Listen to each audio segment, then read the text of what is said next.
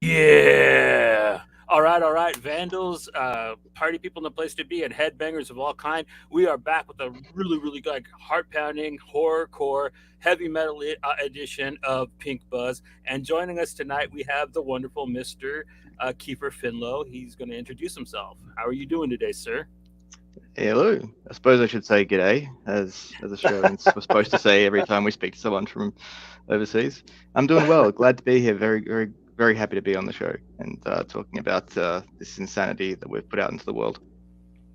Yeah, it's a very awesome book. Uh, Myself and a few others that I'm pretty sure you're familiar with on Twitter and stuff.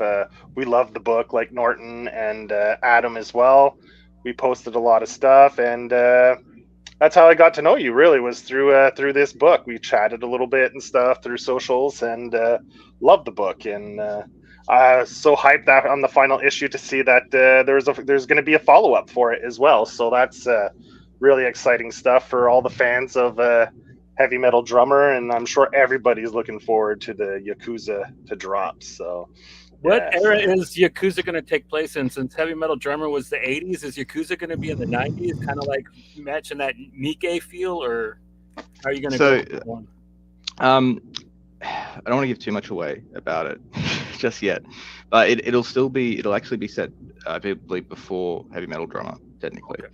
So it's going to be still going for a bit of a body horror, Tetsuo Iron Man, but also then going with some of the punk Japanese cinema, so Burst City, Crazy Thunder Road, things like that. So bringing in that kind of like almost timelessness thing of underground Japanese cinema at the time, and especially the avant-garde experimental cinema, where you have these really strange worlds like in like Tetsuo Iron Man, and then these strange dystopic 50s greaser punks with mm, punk and metal and violence and all of that's kind of in the pot at the moment. So aesthetically, it's going to be drawing from a couple of different inspirations, but very specific to that sort of era of Japanese cinematic art, at least.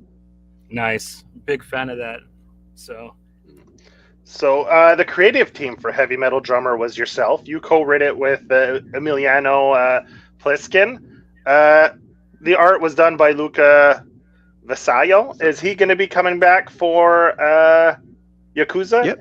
I believe Yeah. he's on there. So Okay, cool. Lucas back on board. So very glad to be working with him again. He's done an amazing job with every insane thing we've asked him to draw. So really happy to have him back on board. And is t- how do you pronounce the other colorist? Takebi? I think it's Takebi. Takebi? I'm not Will actually he be? 100% certain. I'm not sure. I think so, but Mhm. it's yeah. I can only really confirm sort of the three of us at the moment, but I think Okay. Takebi might be doing some of it for us still. We're still in sort of early sort of stages with the writing of Yakuza and getting the inks and things done. So we kind of work on this kind of building process with our books. We kind Okay. of start with a really just an idea, a crazy idea, and then we'll start to try and build on it and then add more people and things as it comes up. So we won't really necessarily start out with a set team so much as start the project and then feel who we need to come in and do work on what we come up with, because the process is a really not as planned out and as meticulous as Yeah. some people. Our process is really this kind of energy ball of creativity where we'll start and then I'll write some pages, I'll throw it over to Emiliano, he'll write some pages, and then the project will just grow from Take there form from there. and Yeah. pull in whoever it needs to exist. So yeah, so we'll see who else is going to be coming on board to that one. Yeah. But how yeah, how really did you end excited. up? How did you end up hooking up with Emiliano? Just wondering, because like I've seen some of his work beforehand, and like you guys meld very well together. So I was just wondering how like you guys actually found each other. Yeah. It's a very long story. So as long as we've got time to sidetrack into that one, I can tell you the origin story of this whole very strange relationship between someone in Melbourne, Australia, and someone in Argentina, um, half the world away, just like we all are at the moment. Yeah. Yeah. But what happened was, so I don't know if you guys are aware, but me and Emiliano primarily previously were filmmakers. So we were both making horror film, short horror films. Um, in Melbourne, we have a big horror fest called Monster Fest, which is Okay. kind of Australia's probably biggest horror film festival. And my master's, I have a master's in film and television, so my thesis film for that was in Monster Fest. Emiliano had made a film called The Firstborns, which was a short version of the comic he's released, I believe, separately. So he had brought that over to Melbourne. He travelled from Argentina to Melbourne. We were in the same program. So my film Insomnolence played, I think, right before his one in the program, and both of our films aesthetically were so similar that it was kind of like, there it is. Very purple vibes. There's lots of ethereal, crazy, Argento-ish coloring and retro. So I shot that film on 16mm, so it's on Super 16, and had got old Fujifilm stock that has this kind of rich dynamic color to it, and then just pumped a bunch of purple lights into the whole thing. And that's how you got that beautiful grain look in it.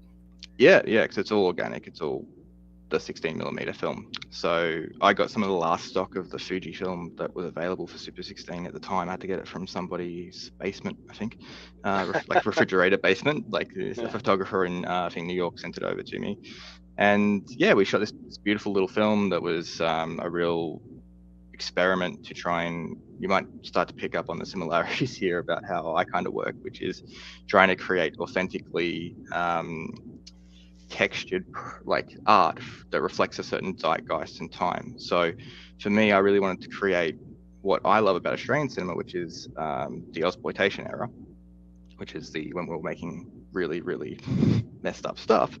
We don't really make as much anymore en masse, and try to make something that would be my short film if I was, alive in 1979 and making movies, and try to make that as genuine as possible. So we went back to Super 16. We did all practical effects. We did optical effects that were in camera. Lots of reverse footage. So because it's gorgeous soundtrack too, by the way.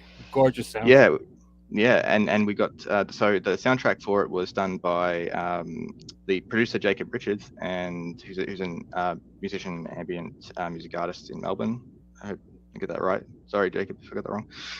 And Miles Brown, who is part of another quite well-known band in Melbourne, which was called the Night Terrors, who did theremin electronica music.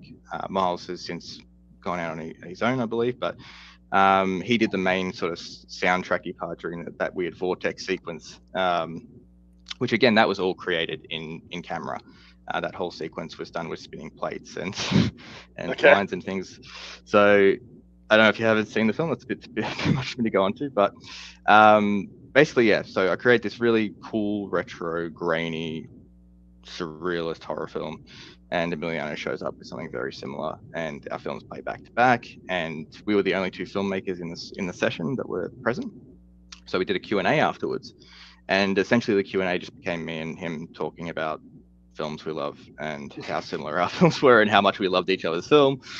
And the Q&A ended, and then we just kept talking in the lobby with an interpreter there as well, because Emiliano is obviously English is his second language. So we had a hour, 2 hour long conversation, and then he disappeared out of my life back to Argentina, and we kept in touch. And eventually we just decided to start writing some stuff together, and we always had this idea of like making films together, and Emiliano started to get his work out. So I believe he was really early days with the guys who, that's Sumerian, previously Behemoth, in their kind of like crowdfunding days and stuff. So they had they'd signed up a book with them, and we just wanted to do it. We thought we could create something really special. We both had this real love for this type of storytelling, and musically everything just kind of lined up, our passions. I've never had a creative relationship work smoother, like from day dot. Like, meet this guy, just like same page, same wavelength, and just like doesn't stop. And so he proposed to me to do a 7-page short. Originally, we were considering submitting it to somewhere like Heavy Metal Magazine or to one of those things, like doing a real like short thing. And that's where the kind of like the pot started melting from there. Like I said, it goes quite organically. We start with this like one target, and then it's like, no, we can keep going. So let's make it 6 issues. Make something 8 issues. Let's make a sequel series and a prequel series and a franchise. So yeah, and it's just a relationship and partnership purely out of creative passion and wanting to make the same sort of stuff. So it's really special to me to have that, because I've worked with a lot of people in the past and it just hasn't clicked like that. I've never sort of experienced it before. So yeah, supremely like thankful to have met him in that chance encounter, and for him to have traveled all the way to Australia just to essentially meet myself in the end. How would you describe the difference between filmmaking and comic book writing? Because I know they're kind of similar mediums in their own right, but they're very different. Like, how would you say going from one to the other has been for you? It's for myself, it's been really smooth. So, and this is probably different for every writer, depending on, especially if they're a screenwriter. Screenwriting can be a very difficult thing to craft in general, because of the amount of visual thinking you should be doing with it. And if you're writing a screenplay and you can't see it in your head, then I think there's probably a problem or a disconnect between you and the work. I work very, very visually, so when I generally do write a screenplay, I see the scenes first and then sort of fill in the dialogue later. So for me, I can kind of like edit my film in my head as I'm writing it. So I normally am the editor on my work, so I normally know what I'm going to do. So approaching it from a comic book perspective has been very similar, except I'm essentially condensing it down to one frame instead of necessarily a scene. So I'm reducing the kind of like amount of visual thinking to then sort of plan out the panel and then work out sort of what's being said and how that information is being presented. So for me, it's not been that difficult. I'm actually writing them pretty much the same as I've been writing screenplays. But for a lot of people who don't necessarily write like that, because I know everyone doesn't, it can be really difficult to sort of pivot because the images aren't necessarily as vivid for the writer. And I think if you're working in a visual medium and you're writing, this is not to say anything bad about anybody who doesn't work like this, but for me, I think that the best sort of thing when you're writing is having a really clear idea of how your visuals are going to be, so that can translate, because the dialogue's there, but dialogue changes on set. It always shifts and moves, but the visuals sort of, to me, are what are special in those mediums of communicating. The one thing I wish comics had was some kind of ability to have a soundtrack, so I could have music playing underneath them. But it's been a really smooth transition to me. There have been a few other comics that incorporate like QR codes where you can scan it and it can load to like a song, so the song will play as you're reading it, where like you just grab your phone, so it cues it up, right? And the QR code brings up that song. You can just hit play and then keep reading. So that maybe that's an idea. You could put like a QR code that cues up a song whenever you see it. Take your phone out, you scan it, and it starts playing that song. Like I've seen that on a couple other comics, and it was pretty effective. Yeah. Our buddy John Leaf did that with Sync. Like when you got the first trade, that comes with a little card where you could download a soundtrack. It's very John Carpenter-esque, but like it fit the book perfectly. So I think I could totally see something going along like that with Heavy Metal Drummer. Like that would have been pretty fun. Yeah, we did have talk of. I know that Sumerian Behemoth at the time were going to put a soundtrack together. There was an attempt to do that and release it with a soundtrack or with a vinyl or something. Yeah. But it kind of never sort of came to fruition. But I think it's a really cool, the QR code stuff. And even I was talking to an artist about doing some AR, so doing some augmented reality panels, in the sense of being able to show movement and some especially with the psychedelic sequences we have in our work. I think an AR panel or something you could put your phone up to and then see the kind of effect of the like a small animation colors. effect, or like essentially an animated version of the panel. I know that what was it, one of the other books for Sumerian that came out had sort of AR covers or had animated covers. I think it was I didn't know that. Never Ender? Yeah, I think Neverender, they'd put together some animated covers that sort of played when you scanned it, I think, or put a camera up to it. But yeah, really cool stuff. I think that's really an area to play around with to create the synesthesia of the comic world, outside Especially, of the pages. So it's really exciting to kind of go into that eventually, hopefully. especially if they let you work with some of the bands that are on Sumerian as well. That'd be cool to get like kind of a cross promotional thing from the comics to the music side. Yeah, it's a great opportunity. Anyone's Yeah. listening out there, like it's position wise for us for what heavy metal drummer is, and obviously the little sort of series of um, heavy metal Yakuza, and we do have a third book planned after that.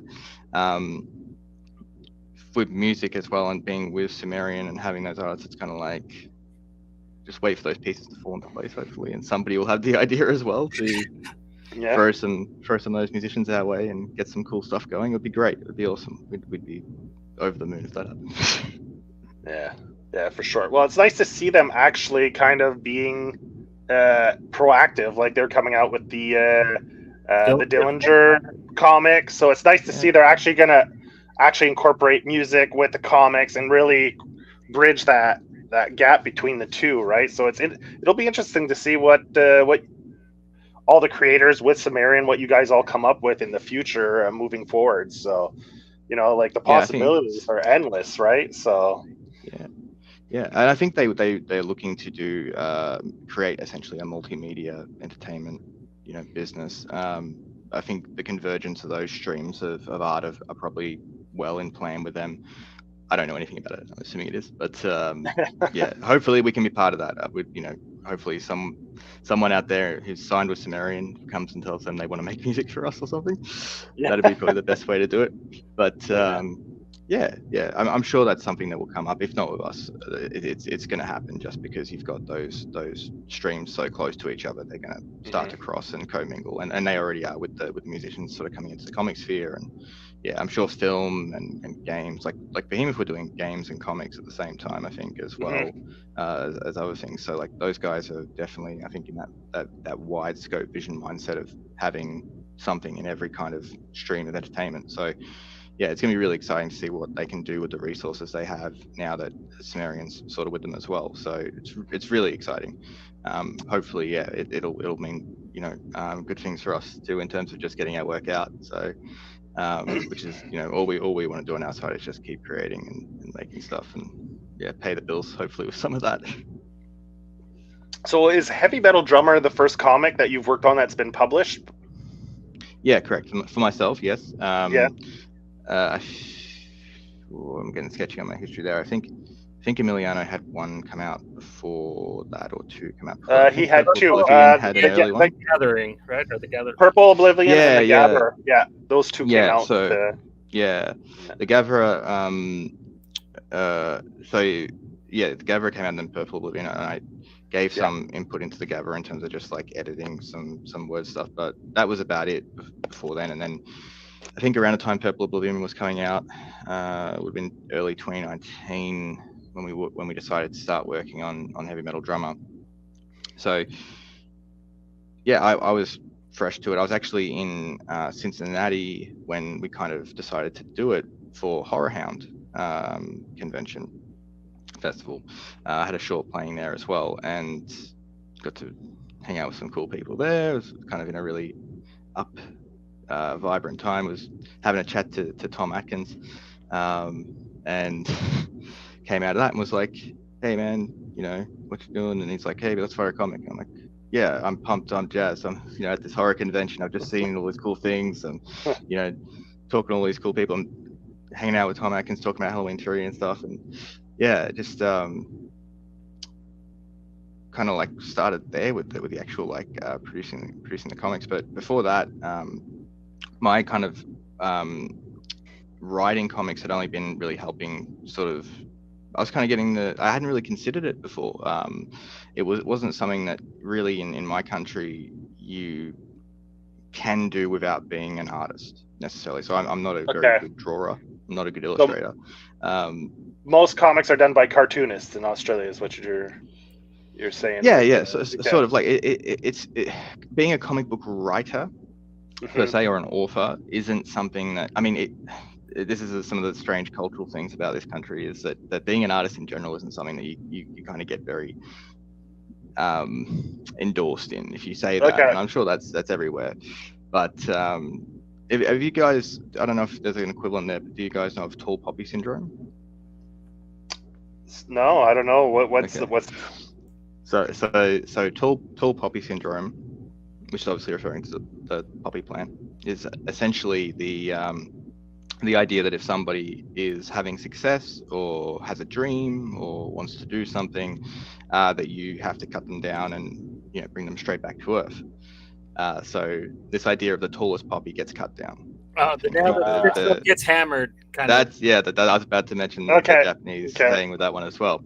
But it's a odd thing in Australia where you get this kind of like naysayer en masse kind of thing. If you want to do anything outside of certain things, it's not everywhere, but it's a very working class Australian thing. Like I remember telling friends, I'm going to become a filmmaker. It's kind of like, oh, it's very, very tough. You got to work very, very hard to do that. It's very difficult to get a job in this country. And this kind of like, they start pumping you full of like this, like, who do you think you are? There's this, yeah. And there's a pattern with Australia that you don't kind of get respect within Australia until you make it overseas. So then that's with most actors, musicians, lots of different crafts. Once an Australian makes it overseas, we start to appreciate them a little bit.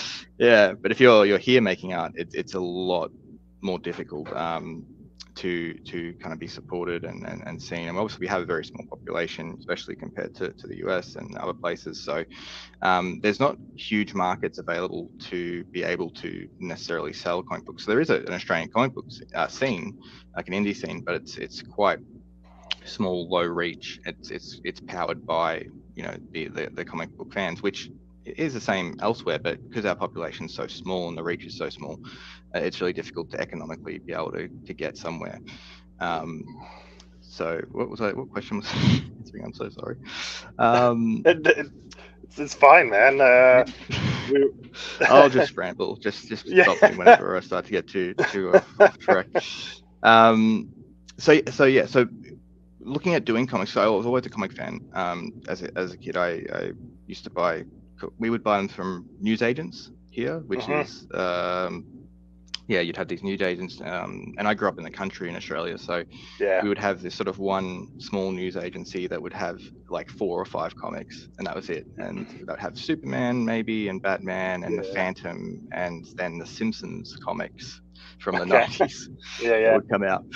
So I had this really small experience with it growing up, but used to buy comics all the time, and sort of started to, when I became a teenager, started to like digest more like V for Vendetta, Watchmen, like the sort of classic Alan Moore stuff, and things that I could find in libraries here. So there was the time in the early 2000s where sort of the graphic novel being more legitimized, I guess, meant that public libraries started to have trades of stuff here. So you could start to actually get these things without necessarily being able to buy them. And at the time, getting stuff from overseas was quite difficult in Australia. So you could buy stuff, but finding what you wanted was much more difficult than now. And so from early days, it was never kind of something that I thought was possible without essentially being an illustrator, because that was kind of the thing. And even now, if I say to somebody here, oh, I make comics, let's say, if I say I write comics, they go, oh, so you draw comics. There's this real equivalency, and it's kind of hard to separate the process to people of what's a writer doing on a comic, really, because you're just must be writing the text or whatever, and it's hard to communicate like that thing of like that it's much more it's a group effort in a lot of cases. It's just like filmmaking. It's a collaboration. It's a melting pot of things, of images and ideas, and growing off those, building off those. It's a beast. It's like the thing pulling things into itself and mutating. But it's hard to capture that, and it was never something I thought I'd necessarily get to do. more so than not wanting to do. And film was always my sort of synthesis of artistic passions, because I also am a photographer. I played bass for about a decade as well. I still do, I just don't perform. And played keys and composed music as well. So music, photography, writing, you smash those together, you got film. You take music out, you've essentially got comic books. So yeah, it's been a really interesting journey going into this, but I'm loving it. I'm loving writing comics. I feel so free to be able to express things because of the limitations of time and space when you make a film. Mm-hmm. You have to craft this reality. You've got to bring this reality into being to film it, and it's nice not having to worry about any of that. Yeah, there's a lot more freedom in comics, right? Yeah, if anything, I think I need to go bigger in the work. yeah. You don't have to worry about the budget as much, eh? Yeah, you can do so much more with like visually, with like communicate more visually, because you're not restrained by special effects or this or that, or so you can really push some ideas there.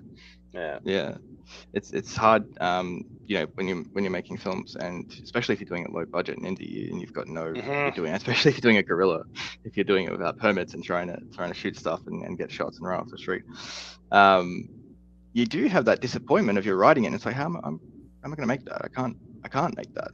I can't do that.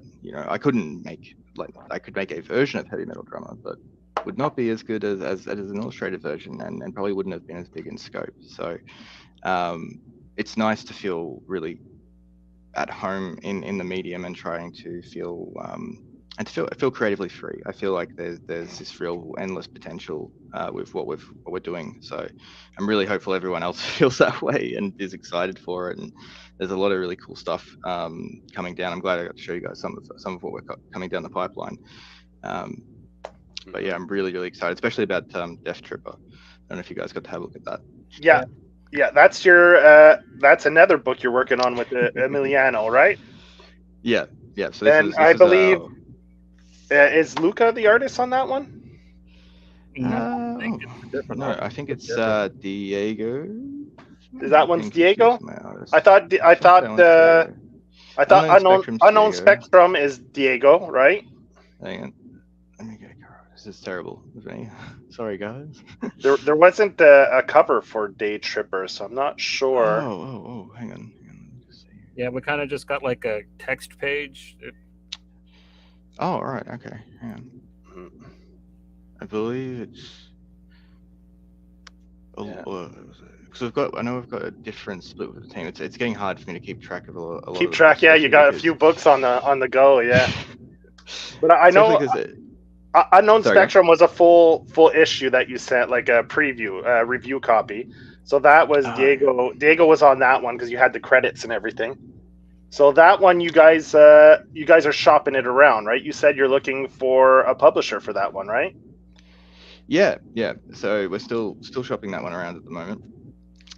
We are waiting on Sumerian they've obviously, we've shown them first. We're waiting on them to let us know if they want it or not. But yeah, so Diego, Simone, and Luca are working on it, on Death Tripper specifically, and one of them's doing the color and one's doing the inks, but I can't remember. Okay. Yeah. Okay.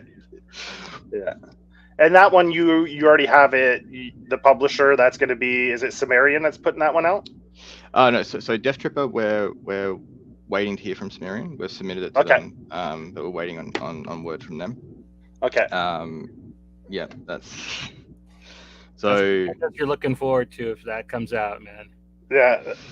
Yeah, this is our cyberpunk psychedelic apocalypse book. We wanted to. Again, this is sort of how it starts with me and Emiliano. We kind of just see a genre of art that we like and go, let's make something like that.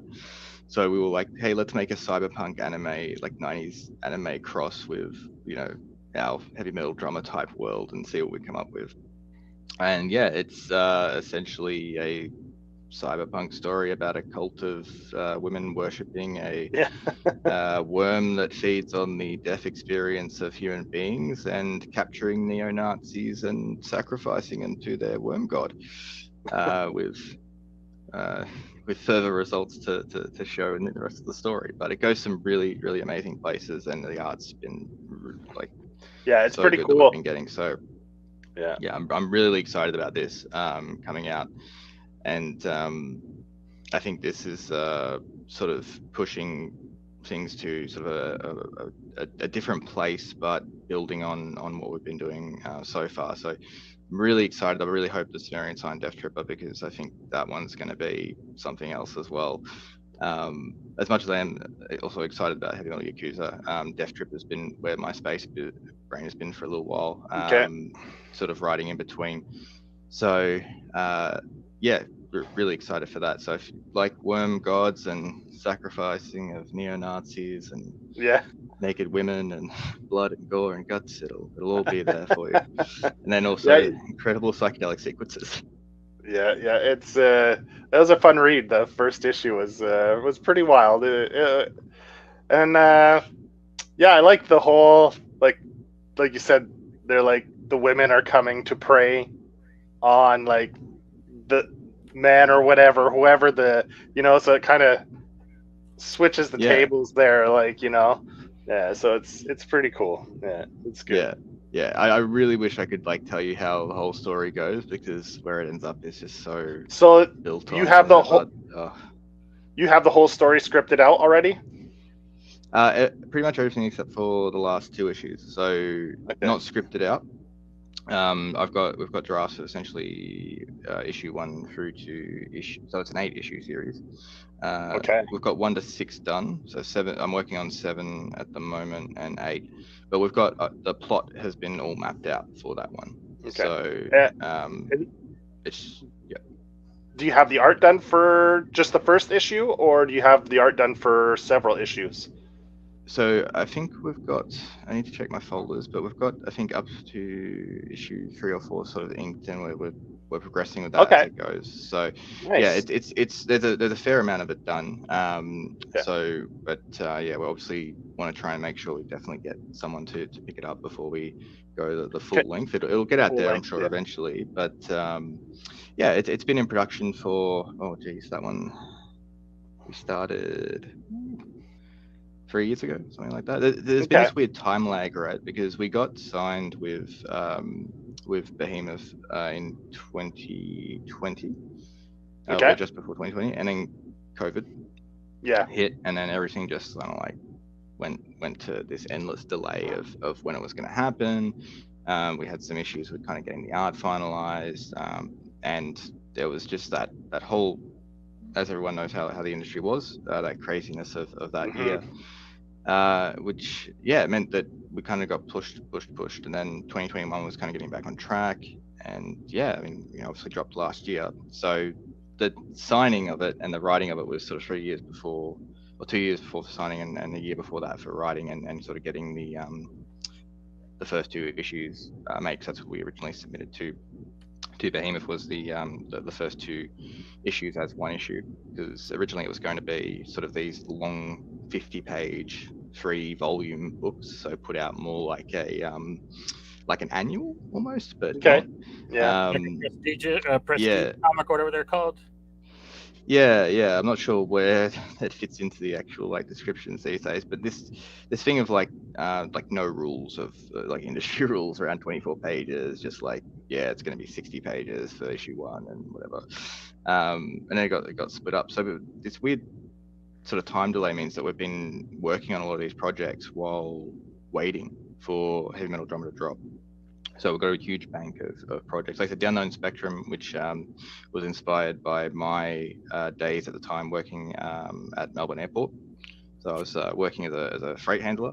Okay. Out on the night shift when all this was happening. I remember getting the message from Emiliano that like Behemoth were picking up the book and just like driving around the airport at night in the little tug, just like beaming, because this thing of like, oh my god, it's going to get out there, it's just so exciting. And yeah, like I wrote the story, The Unknown Spectrum, which was the genesis of the West State story, the little sort of first issue of it, where this freight handling team are sort of attacked by a shapeless, contaminative, crystalline rainbow that transforms them. So that was kind of the book I started working on straight after Heavy Metal Drummer was The Unknown Spectrum, which we've kind of put to the back burner for the moment because we're still trying to find someone to pick that one up as well. And then Death Tripper and Heavy Metal Yakuza, kind of like the momentum with those two just went a lot faster. So yeah, so we ended up being able to kind of get a couple issues of that done. Death Tripper started, and then we started mapping out Heavy Metal Yakuza probably back in 2020. Okay. So as soon as Heavy Metal Drum was signed, me and Emiliano were already tossing around sequel story ideas. And because we're both Japanophiles in a way, we both love Japan. It's one of our mutual interests that we connected over. We were like, yeah, we've got to set it in the 80s Tokyo and try to like push the story into there, hopefully, so that we were trying to justify going over there to do like a research trip for the illustrations, but we didn't get to. So it's a lot of stuff that's banked up. So you have Yakuza's going to be the second arc, and you said you already have a third arc for that, right? Is that when you said the third book that you meant for Heavy Metal? Okay. Yeah. Okay. So I don't want to give too much away about that. But yeah. So I know you were working on some other projects with Emiliano, so I just wanted to make sure that you were talking about a third arc chapter for Heavy Metal. So that's So we can look forward to two more chapters in that story, which is awesome. Yeah. Well, yeah. Hopefully, as long as everyone still likes Heavy Metal Yakuza and the love's still there, we'll still keep going with the story. It's been really cool to see how this thing has taken hold with people. It's insane to for me, being someone this is my first book really coming out and kind of like hitting that right sweet spot with everybody, with the team and with everybody who's reading it, and the real love I think that this has gotten from the community has been great. I'm endlessly thankful that people have picked this thing up and been so surprised and gone on a real journey, I think, with it. That's what I like doing in storytelling, is kind of creating a narrative, like you guys getting to see it, take it in, and have just like, what the fuck was that? Holy crap have I just read? The size of the issues, was that always the plan to run it that in that shape, or did that was Sumerian's idea? So I think this was a happy accident, to be honest. I've never been able to find out how it happened. So it wasn't planned, that's for sure. We didn't think that's how it was going to be. I'm really, really happy it is, though. I really like that it came out in that odd shape and style. And I really wish I could claim credit for it and be like, yeah, we wanted to separate it on the shelf, or we wanted to make a reference to sort of older, those magazine zines, which was all sort of floating around in there as well, in terms of when we were writing it and thinking about it. So it was kind of this weird thing that just sort of happened that way. And I've asked them, like, the publisher, about it, and I never got an answer. I'm assuming that the files that we sent must have just been incorrectly formatted for the canvas size. Well, Firstborns is the same format. Right. They have a couple physical copies. Mm-hmm. And what was the other one that Sumerian put out as well? Was Our Girl's that size too, right? Nobody's Girl? Is that it? Is Nobody's Girl that size? Yeah, it's the same size. Yeah, it's the same the same ratio. Yeah, exactly. So they have 3 titles now that I think that they put out in that format. But they've always put out some interesting stuff too, because you have those the horror series that's like a VHS cassette, and it's all landscape. They put that out. So Behemoth, they're not afraid to put out some interesting different ways of presenting their comics. So that's pretty fun. The guys over there, like Nathan and Ryan, like who had sort of founded and run Behemoth, and now Sumerian, they've got a crazy good eye for talent. I think they've at least in the sense of something different and experimental. I think they really want to like be in that kind of area of newness and strangeness, and even just allowing us to, like, we never got any kind of edit notes or anything for these books. Like, we never got told, take this out, change this. It was all like, yeah, just do it. And I think that freedom, allows them to put stuff out like those projects, like you were saying, and our project as well. Yeah, it's really exciting. I think that they've picked up a number of really cool creators, and I try to get as hold as much of what they're putting out as well, but it's difficult to get down here. So yeah, there's a lot of creators that I've been reading sort of digitally, so I haven't seen the physical books to know that they're actually size different as well. So yeah, I'll have to have a talk to them and see what's actually is happening next. I want to make sure that Yakuza comes out in the same format. We want to keep that consistent across the books. Or maybe do them oversized, just like do the opposite, like you kind of have it blown up. That'd be kind of funny. Yeah, do like an A1 size book. Yeah, I actually have one of those actually that's in the actual production size. Yeah, it's pretty cool though. It's fun to have. It's all black and white, and yeah, it's cool. So yeah, I want to, because you were talking about like the creative team and stuff, and I know we have some pics that we could put up, but I love the fact that you went and got Takebi, what I don't know how to pronounce his name, but to do all the is how I think to say it. Takabi, yeah, to do all the psychedelic scenes. Like that's right. He colored those ones, right? And Luca, yeah, colors the what do you say, in our reality type thing. He does all the drawings and the colors there, and then Takebi comes in and does all the psychedelic stuff, which is really cool stuff. Yeah, see, like, man, how can you not love this book when you look at like a page like that? I mean, it's amazing. It's a beautiful drawing of Paul Pope. The happiest day for me, I think, with this was picking up that first issue and sort of like looking through the colors and seeing just how, like, seeing it physically in your hand, even though you've been staring at these images for so long, seeing it there and like having that and just being like, oh man, this is fucking great. Like, this is cool. Like, if I was not writing this and I saw this, I would buy the shit out of this, because and it was a really smart. So Emiliano got Takebi involved. He has essentially been our producer, I guess you would say, on the books. Like, he has, especially because most of our artists have been based in South America as well.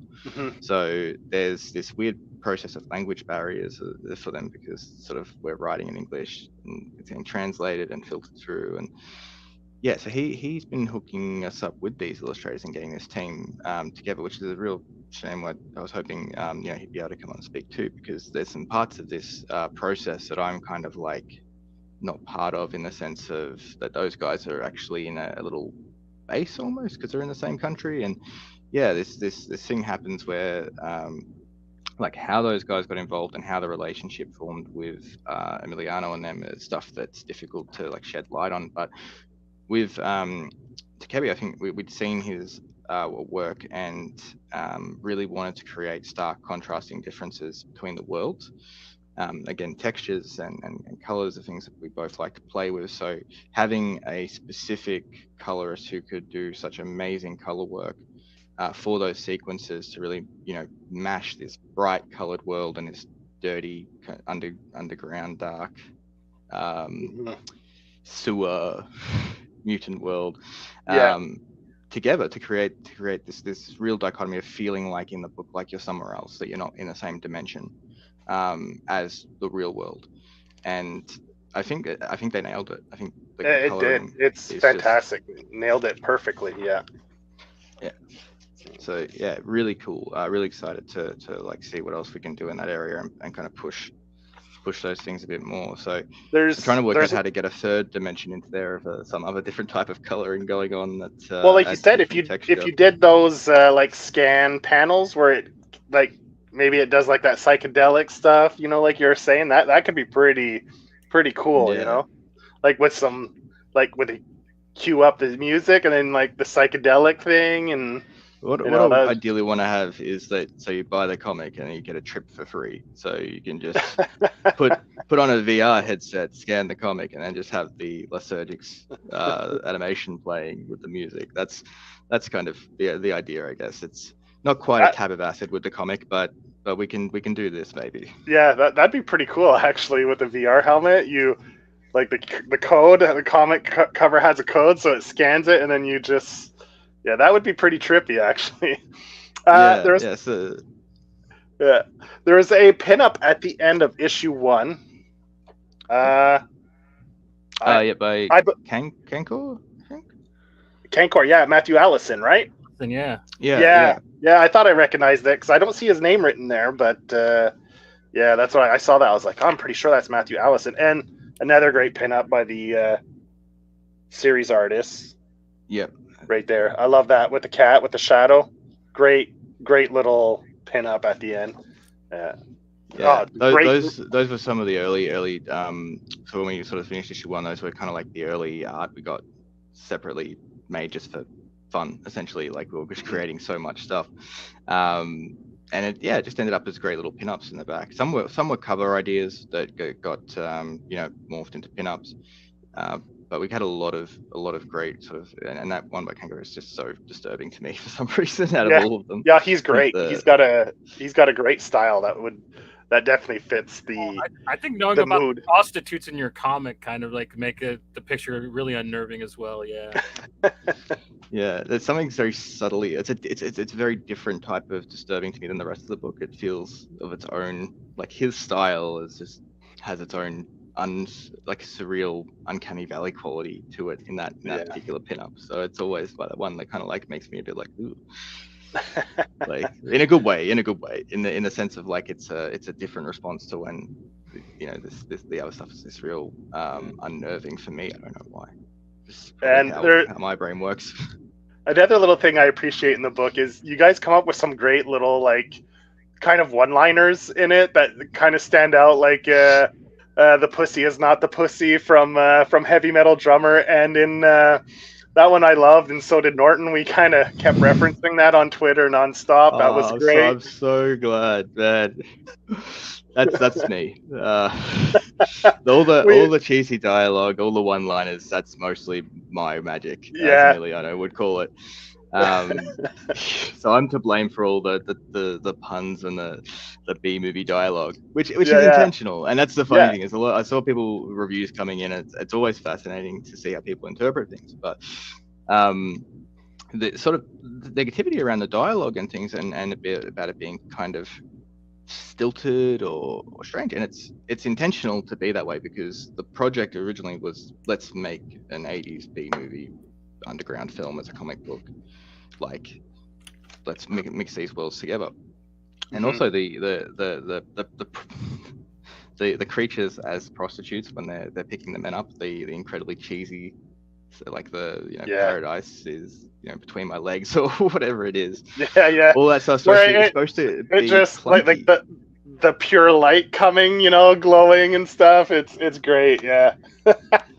And the idea for me was that these are creatures imitating humans, so that they should feel wrong. There should be something wrong in the way they present themselves. To something off in conversation, because that's kind of like the mythological lore part of all this world. I guess for me was that they shouldn't necessarily know how to communicate past a basal way with people necessarily, and also the kind of comment, I guess, on that men will not pick up on those flags sometimes when they walk into danger. It's kind of I guess the problem of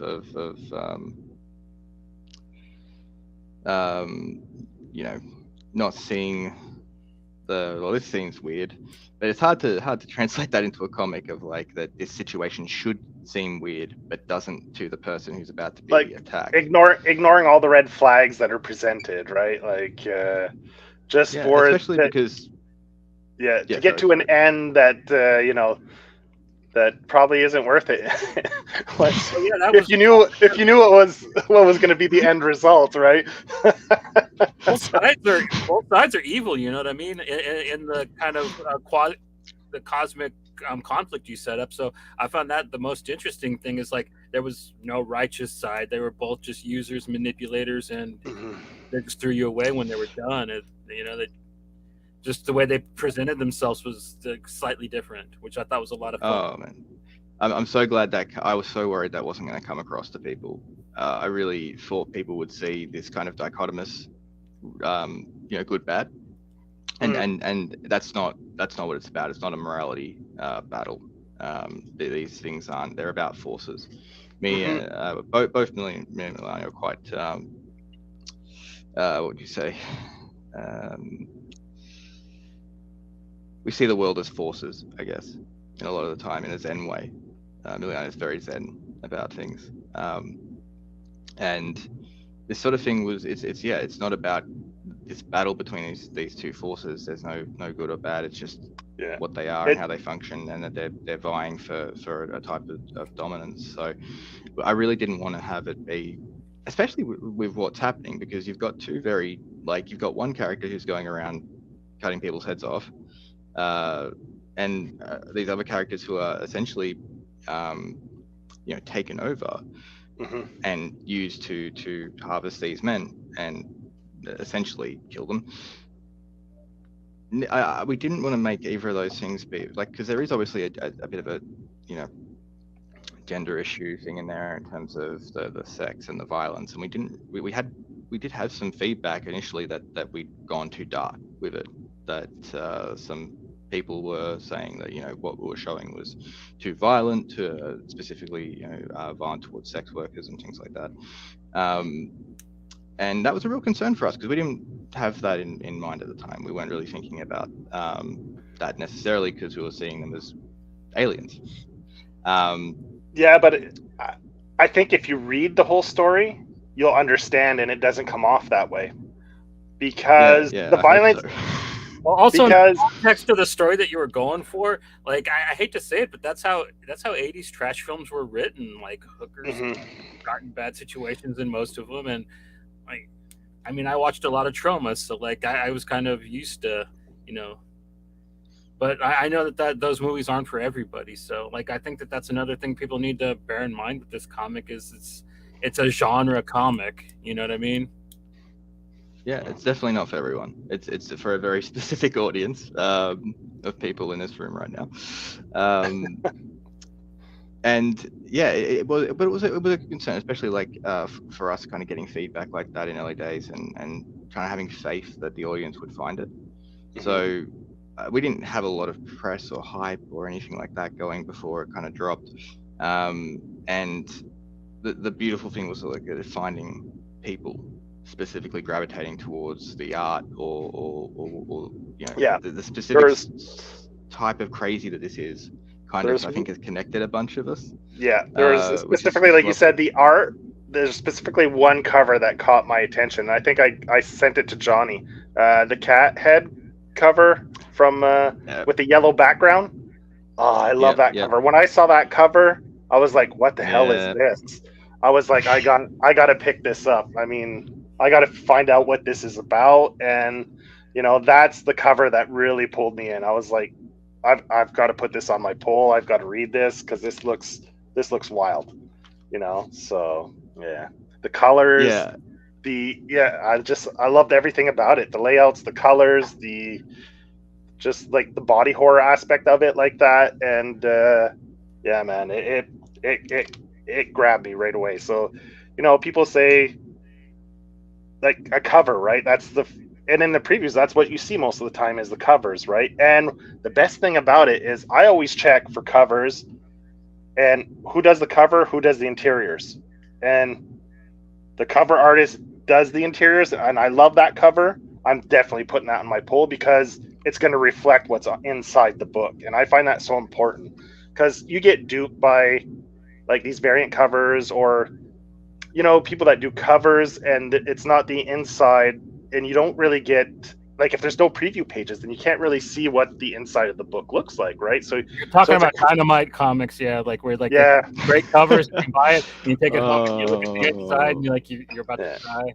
I mean, that's not always the case, but it's a crapshoot because if you're not familiar with an artist, then you don't know if you're going to enjoy the style of art they present. Because I mean, certain people like a certain, like, more realistic, more like, it depends what you're into, and I really loved it. It landed with me, the art in it, and man, I after reading the first one, I just couldn't wait for the second issue to come out, uh, and each issue just got better and better, each one. So yeah. So Man, what metal would you say that the band in the book plays? What style would they? Yeah, that's an interesting question, because it's come up a couple of times. I think that people have kind of mentioned that the band seems to be more punk, which I think there's definitely an argument there for that, especially with the lyrics. I think we have on one of the pages. We kind of shoot the saw world, them as the system, yeah. yeah, shoot the world. I mean, at least hardcore, you know what I mean? Like, not just more than sorry, punk. I More missed of a that. hardcore band than punk, I would say. Yeah, I would say something like hardcore. Like it's interesting, because I think, again, this is an album where cultural context as well, like here at least, kind of like all those things get compressed into one sort of, not at the time, probably in the 80s, into one genre. And I'm not sure if that's the same for South America as well, for Emiliano's thing. The band, though, there's a lot of punk imagery in both, I think, Heavy Metal Drummer and Death Trip Up. But I think, yeah, hardcore would be the route. I mean, they're not a power metal band, that's for certain. Yeah. They're not a scream metal. But yeah, it's I've been trying to reflect on that later, to go like, what kind of music does this band actually play, and finding it harder than it seemed much clearer when I was writing it than after sort of the post question of it, because you've got these, like, throw these cool things in there, and then you don't necessarily know that you're signposting maybe something else, like a punk scene or something, because we draw from our own sort of image wells of what we think and what our experiences are with them. So yeah, I think if anyone's going to answer, though, what music the band plays, that'd be one for Emiliano, because I think he really knows. I think he would hear the music in his head and be able to tell you, because I can't. Yeah. Maybe some power violence, I don't know, something like that.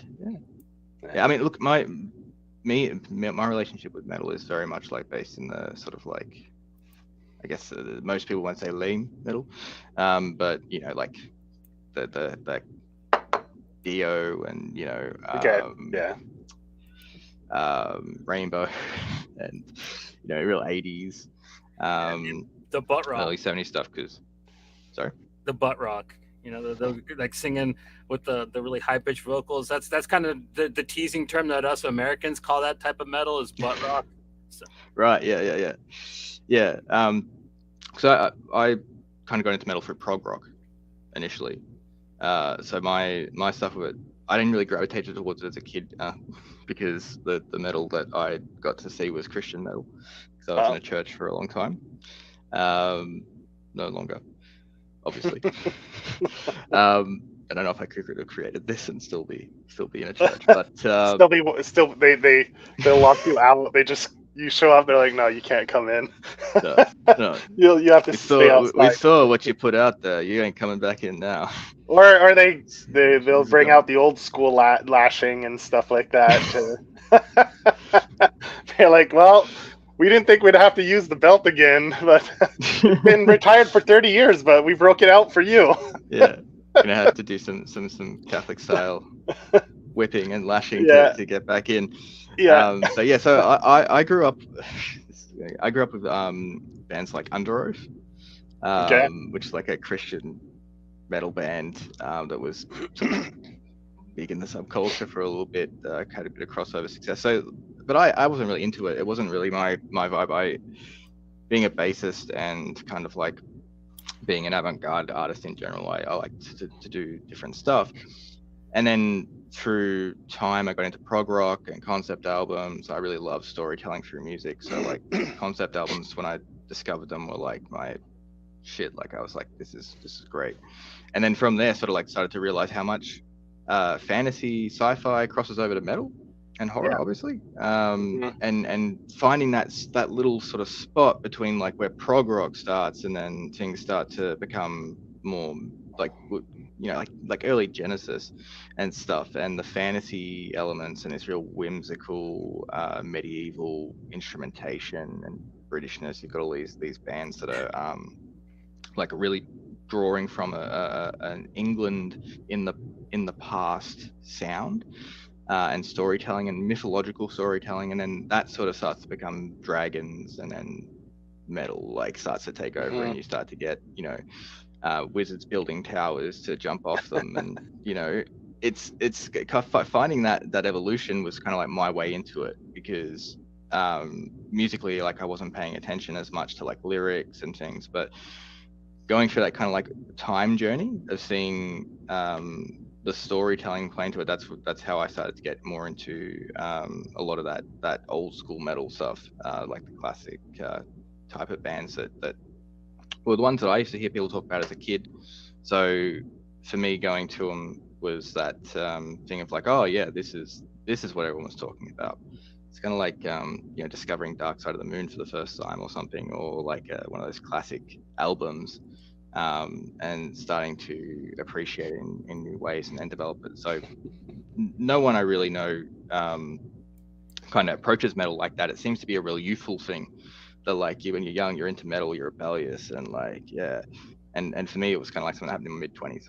So Yeah. I always feel like a bit of a poser because of that, because it's this like thing that I've kind of come into later, which it's hard when you've got a book called Heavy Metal Drummer and you're not a drummer, and you don't really feel like you've been in the metal scene. I couldn't really call it improv jazz bassist or something. So. Yeah, I probably wouldn't have sold as well, eh? No, I don't think so. But it's really cool to have. I think from a conceptual level, what we wanted to do, where the heavy metal comes in, is much more of that umbrella term for us of heavy metal being not just heavy metal music, but a vibe of insanity, of crazy storytelling, of that you can go into science fiction, into horror, into fantasy, into mythology. You can bring just all this melting pot of things into it and do it in a wild, adrenaline kind of fueled way. That was kind of the ethos we were trying to get to of all this. So I was just thinking for ages, like, is this metal or not? Like, is this book I would say misleading people? Well, because heavy metal has really swallowed prog rock and the concept album. There's a lot of bands that really run wild. Like my favorite band in the world is Between the Buried and Me, and like they are a prog metal band. They do nothing but concept albums pretty much. And there's Periphery's another one that people really love. Like Dream Theater's older than all of us, you know what I mean? So, yeah, so like proggy metal's always been a thing. So I would say that this toes a really good line between like yeah, I would say that it's definitely a metal thing, and like I think that prog has definitely been accepted into metal in a hardcore way, because there's even like a lot of proggy black metal that I've been listening to. Like there's a band I like called An Autumn for Crippled Children. Like they kind of mix shoegaze with like traditional black metal. They're really beautiful music. Like when you're listening to it, and then all of a sudden the vocalist comes in, it's like, rah! It doesn't fit, but it does at the same time. It's beautiful. Like I definitely say check them out. But yeah, like prog is like infiltrated metal in a big way. So I don't see why not, man. To tell you the truth, honestly, from that perspective. No, it's good. I definitely want to hear some of the tracks from that band you were just describing, because I love shoegaze as well. Okay. Well, I figured you would as a prog fan. I mean, like, because there was a lot of progginess to shoegaze. So. Yeah, man, that's what I love. I love being able to like have these conversations and kind of branch out into other types of art. Oh, yeah. and find even like stuff I know I'm gonna love, because like the wavelength and the vibe of everything being so good with I find this with people who love the book as well, that we normally have like so many artistic streams in common, or like loves and passions in common, that really cool here. I'd love, man, any music recommendations, send them to me. I'm always looking for new music and to broaden those horizons. So yeah.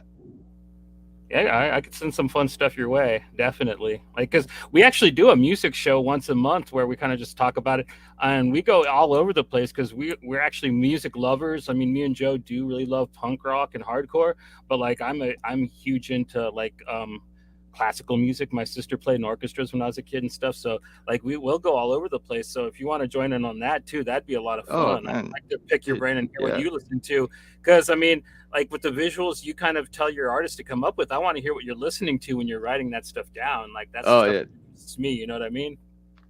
yeah, totally. I'd love to if you guys will have me. If it Yeah, hasn't been definitely. horrible experience of talking to me, I'm happy to come talk anytime. Um, so, and I will go all over the shop with music. Like I, being a sort of starting as a musician, I go over. I listen to classical music, and I once got kind of like chewed out about buying a 100 best Mozart collection CD box set as like a 15-year-old, and being like, "What? Why are you listening to classical music?" And they're like, I really enjoy it. It makes me feel something." And that's the thing for me is that when I'm writing as well, I'll normally put a soundtrack on to a movie that I want to try to get the vibe of.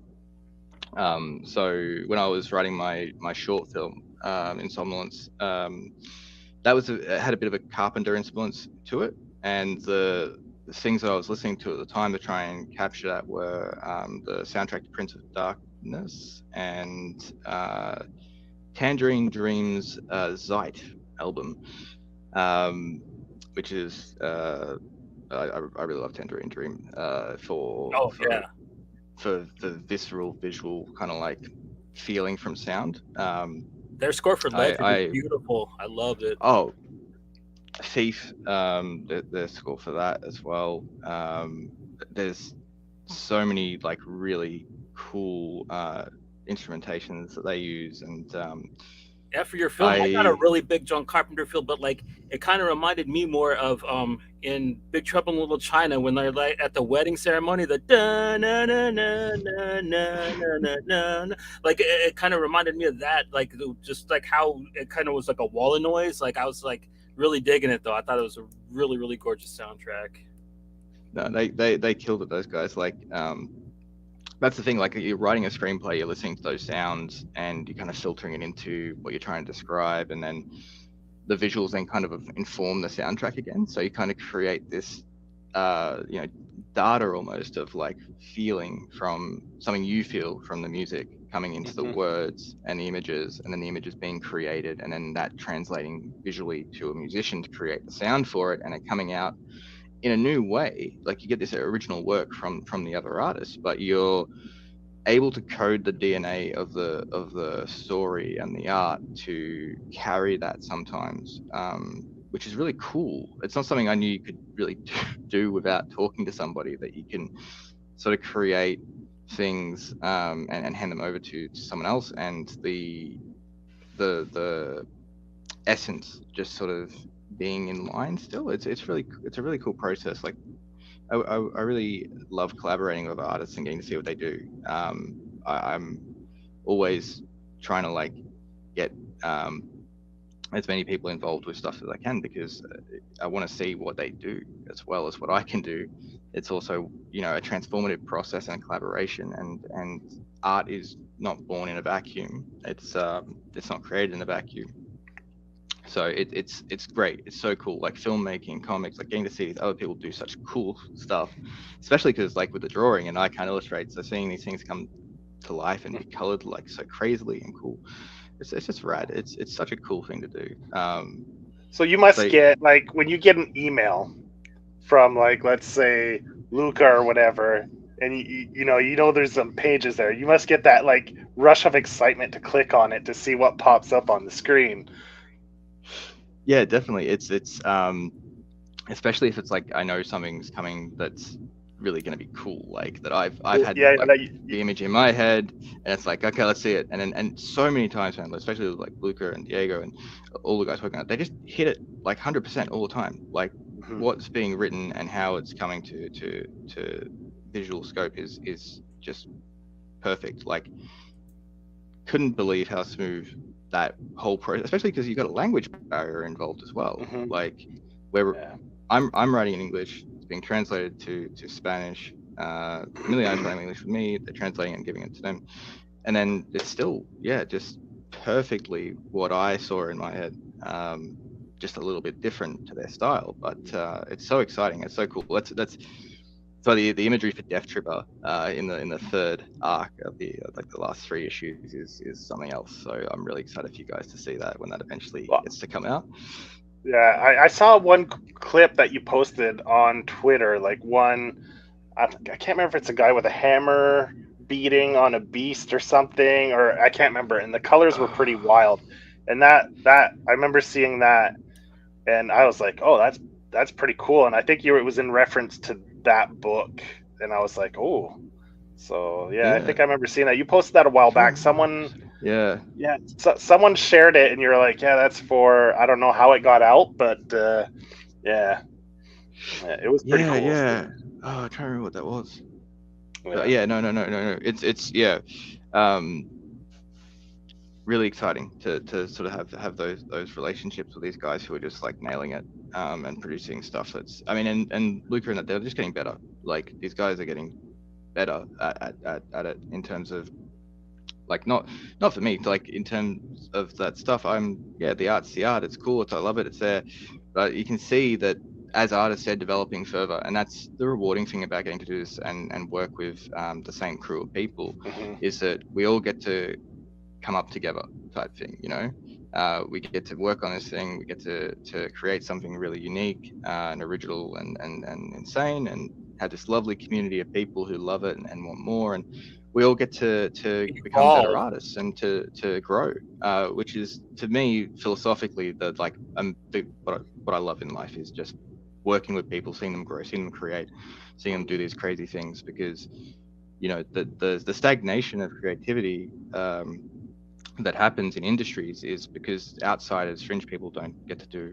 what we get to do. We don't get to do the crazy crap that we all like to do, and follow those instincts. So I think that if we can create pockets where people get to grow and make a living off it and create what they want, I'm all for that. That's all I want to achieve, really, other than entertaining everybody, is being able to get people to create and do so in a way that grows them on their journey and their creative journey. So yeah, it's so much fun seeing that, and it's exciting to see how the ante is getting raised, especially, like I said, with the sort of knowledge of like going bigger and trying to be less in that film mindset of how we're going to achieve anything.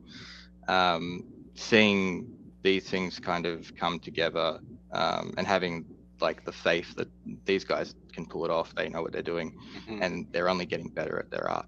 So I'm really excited to see them continue to grow and put stuff out there and develop it. It's great. It's really cool to give back to people and give opportunities and have this happen. So. Have you ever gotten a page and you're like, oh man, this motherfucker just hit it out of the park, and you go back and rewrite something knowing like, man, I'm sure he could pull this off, and rewrite a page based on something else you got from him because you're so impressed, like. Yeah, it happens kind of like with issue by issue, because we kind of go like that. Yeah. It's like this thing of like, oh yeah, cool, let's fucking up it again, let's go next issue, we're gonna go further with this, which is so exciting, because there's that kind of doubt in the back of your head always. You're always worried that things aren't going to work out, or there's going to be problems, you're going to have challenges, and man, like this whole process has been so smooth with these guys, and like it's never like, it's only getting better, it's only more potential or more cool stuff, or that they introduce something that's like, oh yeah, cool, let's re-bring this in because it looks so sick here. I think like some of the cat sequences and things from Headball Drum, we tried to put more of the stuff that Takebi was doing more into it because of how awesome the colors were, and trying to use more more opportunities in the story to bring that in. So yeah, again, it's one of my favorite. That I think is maybe my favorite of the psychedelic sequences. That one with the cats screaming out.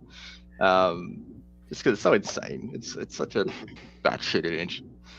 These little cats on their little recliner sofas screaming out to the sky. Well, that whole first trip with the old lady and like the cat just explaining things to her, which like you're still just like, what? Like, no, like that doesn't sound good. Like, but whatever, Mr. Cat. I don't think I'm gonna get a say so in this. You know what I mean? Yeah, and that's a good pickup because there's definitely a vaguity over whether or not they have any choice in it anyway, or whether it's an illusion of choice that's being given to them, that just makes it easier. Maybe we should experiment with having somebody try to reject them and see what happens in the extra dimensional cat world. Might be a thing for us to revisit. Yeah, there's no way out of that little pool. Once you're in there, you're in there. So those people, unfortunately, essentially already dead once they're there, I guess. I'd say. But there's no coming back. No coming back. But both of those things happen in the story. Like you obviously see both. I think that I don't know if many people picked up on how many people there's supposed to be in the Mirror's own champion sort of souls that they've taken, I guess. I should have actually just grabbed I've got my trade over there if I ever need to go out to reference it. Is it okay if I grab that quick? Yeah, go ahead. Yeah, cool. Yeah, man, there's some like just I love this little sequence too, where like it's like the cat ball, and it puked up the slime ball. It's so funny. There's just so many great little panels like that.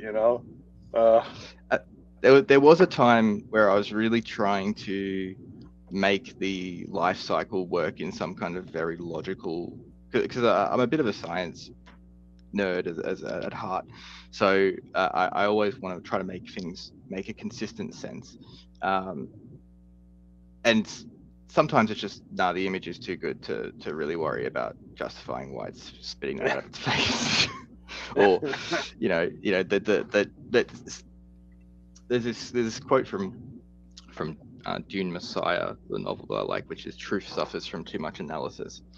And I think that truth and beauty are the same thing. So sometimes you get a beautiful image that's like that, even though it's disgusting. And if you analyze it too much, you try to put too much meaning into it and sense, you take away from the fun of the cat spitting out the ball from its face. Like that's what we're here for, right? That's the problem with a lot of horror. It tries to over-explain itself. You know what I mean? Especially with the modern stuff. And like I think that's why people love like Junji Ito so much, because he just scares you. He just shows you some fucked up shit really fast, and it's over. And that's kind of what you do too. You know what I mean? That's I'm glad to be in that category. Ito's one of my main sort of like inspirations for horror. He's as far as I'm concerned, a master of it. The whole jump scare in pages that he's able to do, timing wise, pacing wise. His body horror is gruesome, man. Like he can make a spiral scary. You know what I mean? Who the hell can make a spiral scary? Junji fucking. Like, his stuff is. I think the horror in the mundane, especially in his work, and I think it's probably something that comes up with maybe surrealist horror in general. I've tried to deal with it a few times, but he can get under your skin with just the smallest little Twilight Zone episode of an idea, and have like 4 or 5 pages and leave you terrified by the end of it through essentially like a cosmic existential terror a lot of the time. And the body horror is really tapping into that. It's not just gore or body horror. It's not just happening. It's a deeply disturbing type of body horror based on how most people can interact with their bodies in general. It's kind of like we all have those parts of our bodies that we're squeamish about. I think Ito like taps into that really well on a mass scale. I read Ramina, I think it is. Of his. Have you guys read that? No, I need to pick that up. I haven't got his last couple. I think the Frankenstein was the last thing of his I really got. I just read the Frankenstein one. I got that for Christmas from my partner, so I just got to finish that series of stories. But I highly recommend Ramina. It's probably my favorite at the moment, which is about a sentient living planet that's coming to eat Earth. but obviously it's insane. There's like religious allegories, and there's kind of this mass chaos and panic, and this yeah. Hang on, I want to show you guys this first. So I was trying to refer to this panel here, which is sort of the end state. Spoilers for anyone who hasn't been on already yet. But the idea that these people are all also been taken by the mirror side, that these guys in these this dwelling of peace is also the casualties, the collateral damage of this interdimensional conflict. So there's essentially the same states for humans in the book, that they both end up in this kind of like other realm, trapped almost. Cocoon, yeah. And yeah, whether or not you think that's a good or bad thing, he seems to be at peace. That's Dave's journey, I guess, in the book, is he gets to a place of peace from his addiction, through this transformative process, which I'm sure there's some subtext that people can read into there that I'm not going to elaborate on. But yeah, those two interdimensional places that are essentially having the same thing happening. You've got these people asleep, and people asleep in the pools with the cats, and trying to create that. The outcomes and what these two forces are doing are essentially in some ways the same. One is creating life through abducting these men and using genetic material to do what they do with it, and then another one that's trying to harvest them and basically create death. So the forces at play are life and death, and those are things I think that come into our work later as well, and will be elaborated on a bit more in Yakuza and then the third book. But the Death Tripper's kind of in the same alignment with these things. So there'll be some connections between Death Tripper and the sort of heavy metal series that will bring them into that. So they are all about these types of forces at play, and how we're subject to them, I guess, as little people in the world on a floating rock. Let the juice flow. Just cool. You're creating your own cosmic horror. You know what I mean? I'm kind of happy you're doing that. I like kind of gotten a little bored of people just completely like. I mean, like I know everybody loves Lovecraft, but there's too many people that actually just like completely do Lovecraft stories now without creating their own. And see, I kind of miss the days like when Clive Barker created the Cenobites and everything, which was his homage, his love letter to that, and that's kind of what you guys are doing as well. And I'm kind of happy to see a return to that instead of just outwardly using the creations. Yeah, I think the problem with cosmic horror is it is all mostly Lovecraft adjacent. It all references, it pulls in like Innsmouth and all these types of little story references will feed into a lot of people's ideas of cosmic horror. I love Lovecraft, but for me it's trying to break away from that aesthetic a bit more to develop. It's quite a new, when you think about it in terms of storytelling. It's only about 100 years old ish. He died in the 40s, right? And like his work didn't even catch on until almost the 70s, really, with most writers. So yeah, it's a very new style of writing, pretty much. Yeah, and I think that some of the aesthetics and signposts of it are still in development, and there is maybe a reluctance or an inability to not go too far away from those things for most people, lest it be defined not as that. There's some great work that is born out of this whole thing, and references like Lovecraft's work, and I really dig them a lot, but I think it is stagnated in a way. That the things that I see in cosmic horror that I really like, and this is not to put a massive generalization on anyone, but the things I see are stuff that come from elsewhere, come from avant-garde creators and experimental creators, things like Ito, other cultures, other types of storytelling, away from the Lovecraftian blueprint. Yeah, I guess. Which is kind of like if you were to say to someone, create cosmic horror without referencing Lovecraft, you're essentially got to try and boil all of that down to what is cosmic horror. Is it the aesthetics of this, or is it a thematic? And it's the thematic. What is the thematic of cosmic horror? What is it that scares us about cosmic horror? Essentially, like, you know, forces outside of our control that we can't fight, that are unbelievably bigger than us. I think the sense of awe is a really big one for me with Lovecraft's work, especially like with At the Mountains of Madness and stuff like that, where it feels like there's this grandiosity and the minimization of the individual, just finite small thing, and the knowledge of these forces that are so far beyond our comprehension that they drive us insane, or they, you know, essentially make our lives meaningless. They rob us of something. They take something from us, not physically, but spiritually almost, or you know, intellectually, or whatever that might be. So I think that there's a lot of scope still to explore cosmic horror in some different ways, and I hope we're doing that. It's definitely a passion of mine in terms of my horror making. So I really hope it is hitting those vibes without having those references. But yeah, I think you're right. I think there's definitely a lot of room for this genre to develop a lot, and go in some cool directions. You know, cool stuff, you know. Why not? Yeah, I mean, I really like the very I would like. I know you brought it up earlier. Very almost Italian giallo-esque way that you kind of took in it with your storytelling so far. I think it's kind of a fun, neat way to do it. I think there's that in itself though might end up being just another Lovecraft reference because of, you know, things like Colorado Space. Not the film as well as the story. Yeah. Which that one to me is, I think, maybe my favorite. Maybe. Yeah, that's probably the best adaptation that's ever been made of his work, in my opinion. Yeah, I think so. I think they really nailed it.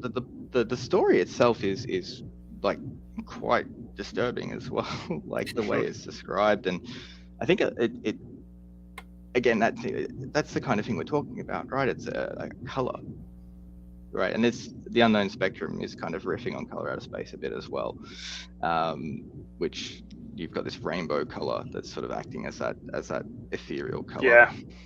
That, like, if you like the positing the central question of what if you could see a color that made you go insane, that you couldn't comprehend because it made the world look different totally, or something like that, you know. Insane, right?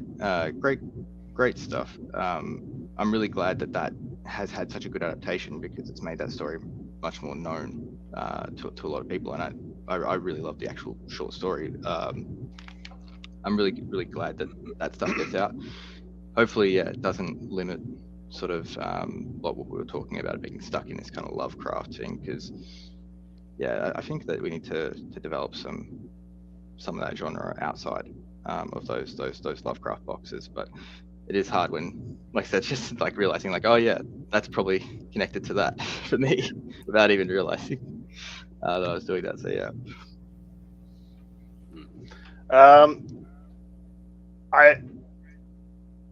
Emiliano's put out what, 5 books now with Sumerian, so you guys have a pretty good working relationship with Sumerian.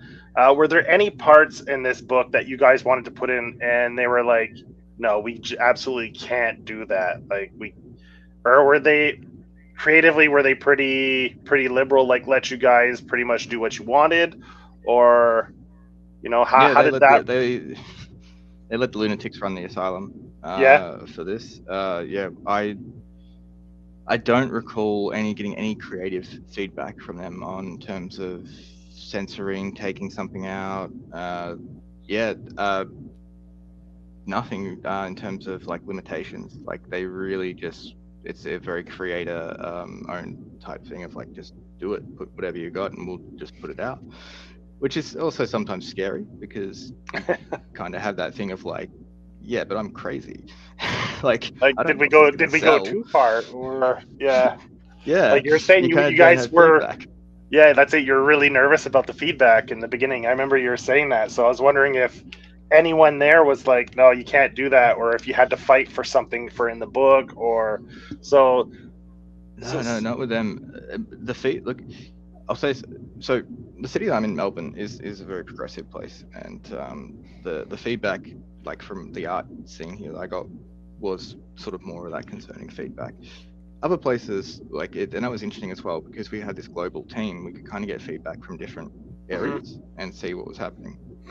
And the only stuff that really got flagged was like, I think in Australia for me. But You guys ban they everything, were, right? Pretty much. yeah, I know yeah. New Zealand's worse. You guys. Well, it used to be. I don't know if it's gotten better. I remember hearing stories about. Well, it's about violence, right? Extreme violence most of the time gets banned, like video games, stuff A like lot of that, or video games movies. and horror movies, yeah. Yeah. Yeah, it's Australia is a very.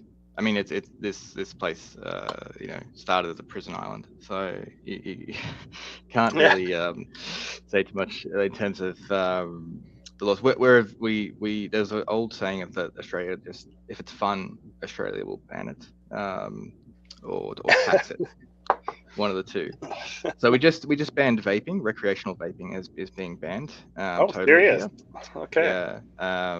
Which Australia's very anti-cigarette. One of the world leaders, essentially. We brought in plain packaging and stuff like that, like 10, 15 years ago. We tax the hell out of it. The tax goes up 5% every year, so people pay. I smoke, so I buy a pouch of tobacco. I roll my own, and that cost me like $33 for 15 grams, which I don't know how much that. So, all right, people. That's why the dude smoked rollies in your movie. So movie, okay. I was like wondering, like, yeah.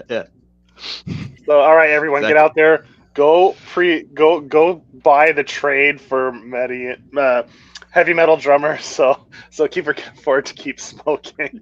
Yes, so get out there and buy the book. Please, So everybody, that help me kill myself by funding my smoking habit. Yeah. But yeah, we do have look, and look, Australia banned like the importation of anime figures from Japan because of like hentai and stuff. Like there's these weird things Australia will do legislatively to ban and tax things that doesn't make any sense. It's quite strange to be in a country like that. And then cause I've been to the States a lot of times and other places, and Japan feels a lot like here in that way. Like they seem to really regulate a lot of stuff, but not as bad as how we do. So like alcohol's taxed insanely. So like a beer costs you like $10, which I don't drink anymore because of stuff like that. It's too uneconomic. And it's a strange thing to be in a country that we just don't have things. That's so strange to go overseas and like things are normal and things are banned here. Exactly. Yeah. I mean, what else? I'm trying to think of all the stuff that they banned. It used to be that you couldn't get back in the days. You couldn't get like X-rated videos and fireworks for one place, which was the capital city where our parliament is. That was the only place that was legally allowed to sell X-rated pornography and fireworks.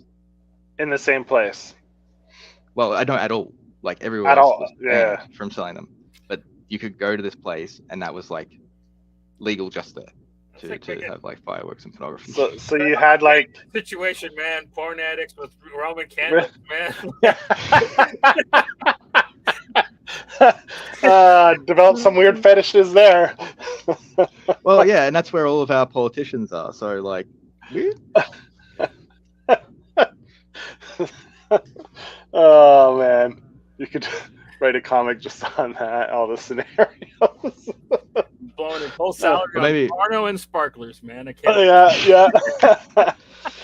Maybe I can work that into 1981 AD, which is by Mad Max, zombie psychedelic Australian comic that I'm trying to get up. But that's solely me and Findlow, who's doing illustration on that. But I dig that one. I'm looking forward to it though. Yeah, I like the art on that. I really dig it, and It's pretty cool. You sent us. I love how we've got a few like copies of people that sent us where the book is. Yeah, so you're reading, and all of a sudden, oh, you have like 3 or 4 production pages. Then, oh, okay, the artist decided to do like, because this is a fun page to draw, so they did like this big with a splash page, and then oh, there's more like just layouts and stuff. So it's always fun to see that. It's a fun read. Yeah, you get a very unique experience having that, because you're seeing behind the curtain in some things. You get to see the glossy splash page fully done, and then like here's the pencil of the next page that's like super rough and needing it. But you get to see the process, so it's. I always wonder how that translates in terms of when kind of showing stuff like that's in progress still. So I hope that one translated well. That's one I've been working on like internally for like something like 15 years. Oh, we really did, and it's actually really popular. Like on Kickstarter, there was people that actually put out like actual production cuts of their graphic novels and stuff like that, or at least do it on PDF, and like there's a big fan reception. There's a lot of people that are into checking out how the process is done, and getting it from several different creators is always neat to do. You know what I mean? Just to see, because I mean it is almost like filmmaking. Like nobody actually that I've seen really does write their comics or their breakdowns to their artists the same way. So it's kind of cool how you see like how it translates between teams and everything like that. It's really neat to like see how the process works. Yeah, that's cool. How far along are you from getting that first issue done? For 1981 AD, that one's a purely economic situation at the moment, unfortunately. Balancing, so we've been self-producing these books for the most part in terms of funding. Obviously, there's a kind of lag that happens with those things, especially with the COVID stuff. So we've been pouring in sort of our money to pay for these for like 3 years, really. And obviously that's easier when there's two people funding it. Yeah. Me and Emiliano both funding those things. When it's my own sole responsibility to fund it, that's where it's a slow moving process of like trying to get the funds to it. So I really am hoping to. So we started that in 2020 as well. I'm hoping to try and get the issue done sooner rather than later, but it's purely just waiting to have the money to pay these guys to be able to. Have you ever thought of crowdfunding for it? Yeah, we've been discussing that a little bit in general, me and Emiliano as well. So I have thought about it. I hate doing crowdfunding. That's why I haven't. I've crowdfunded like for films and stuff, and like I'm not the kind of person who can sell things. Like for me, like I don't like getting up and sort of doing the sales spiel, and I really want the work to speak to itself. So it's difficult. I really like feel like there's the ability to do that, and a lot of people are having such success. Like I've seen so many Kickstarters and crowdfunding, and I think that there's a real passion in the comics community to fund creators through crowdfunding as well. Unlike some other areas. But yeah, I just haven't been able to get the cognitive space to even like consider reapproaching it in that way.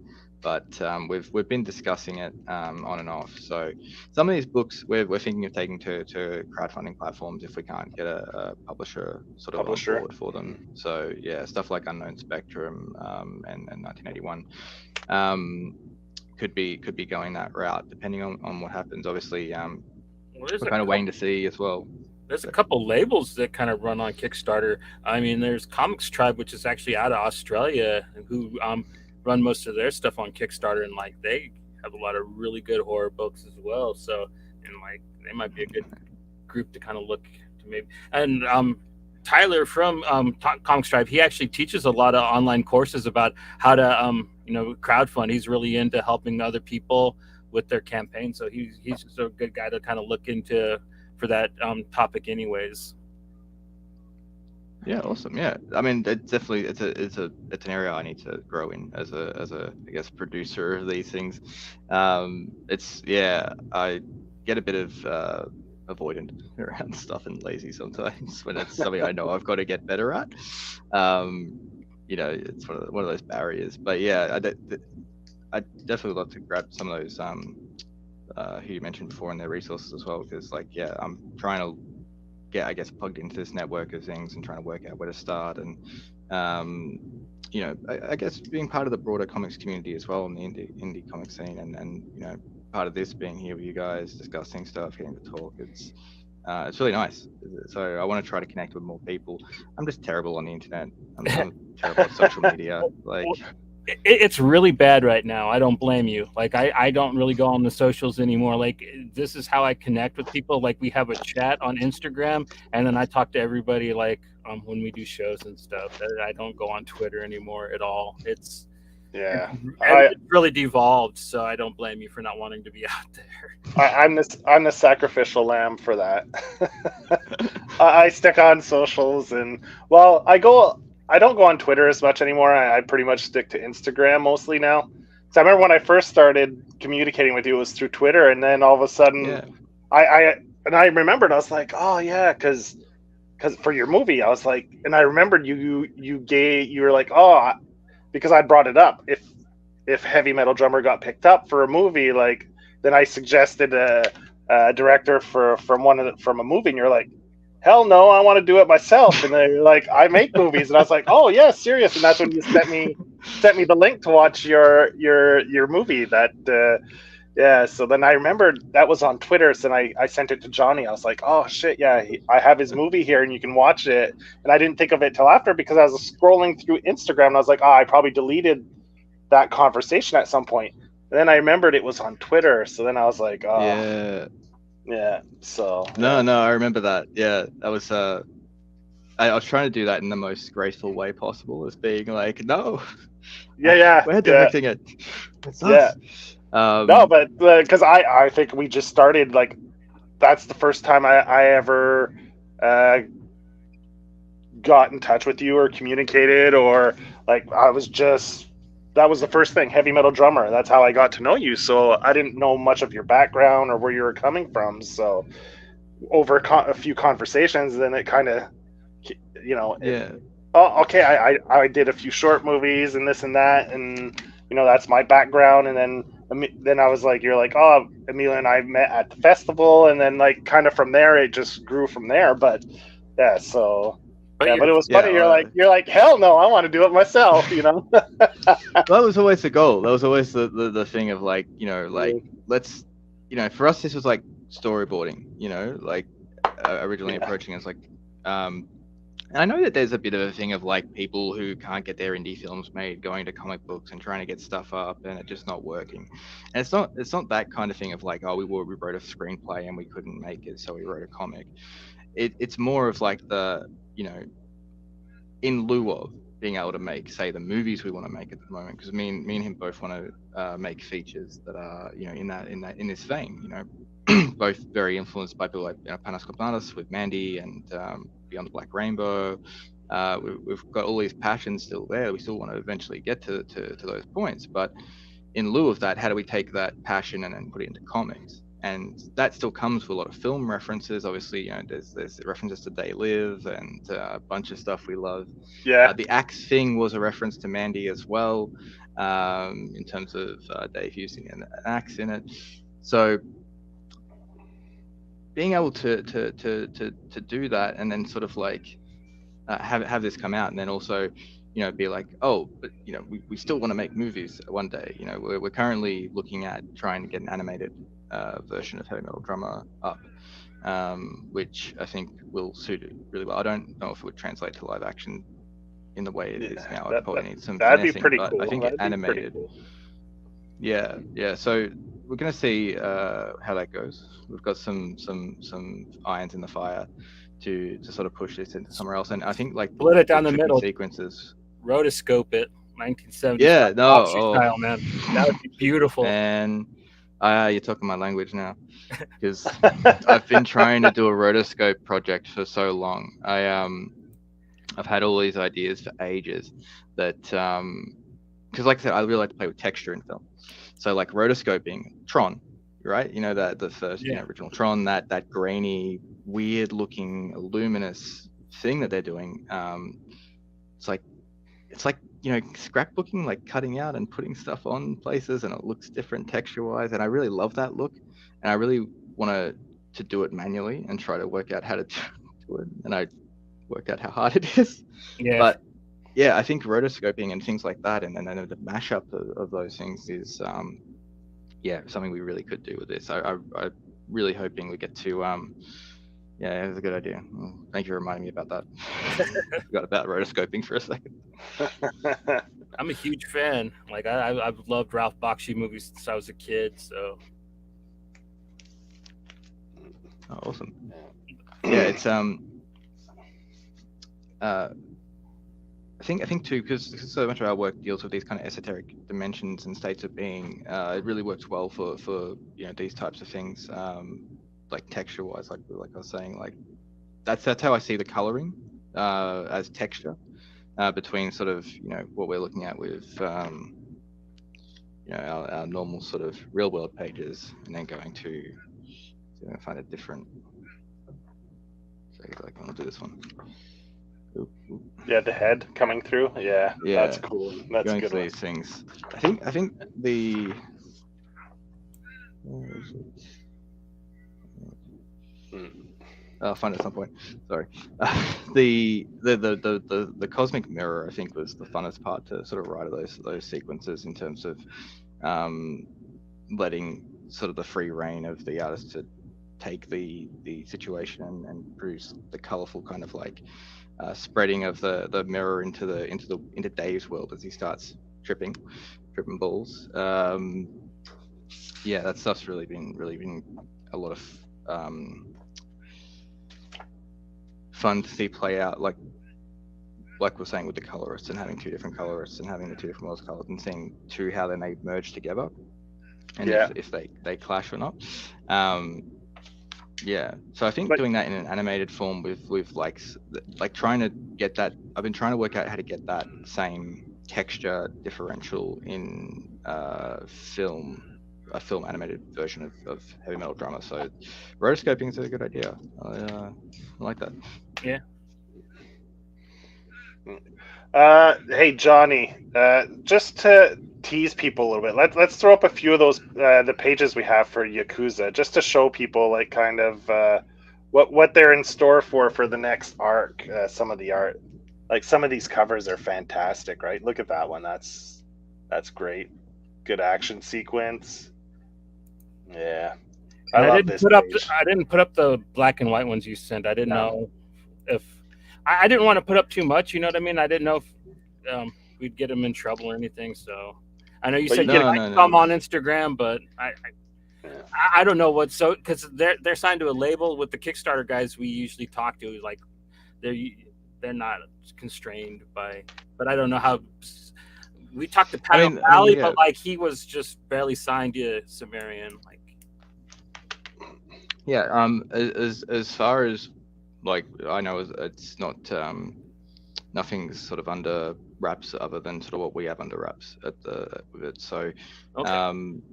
I'm totally fine with what, you know, with you guys showing whatever you guys want to discuss and want to go through. If there's anything you know, in those works, definitely. But I mean, nothing's technically All I guess got at the moment with some of these. So yeah, I mean, I don't think there's a problem in sharing some of the guys stuff I've seen you guys. So if there's anything you want to, especially for like 1981 AD, like that, my project, like that's kind of like still so early days. So if there's anything you want to show, but yeah, any of those books, if there's anything you see in there that you want to bring up, yeah, just bring it up.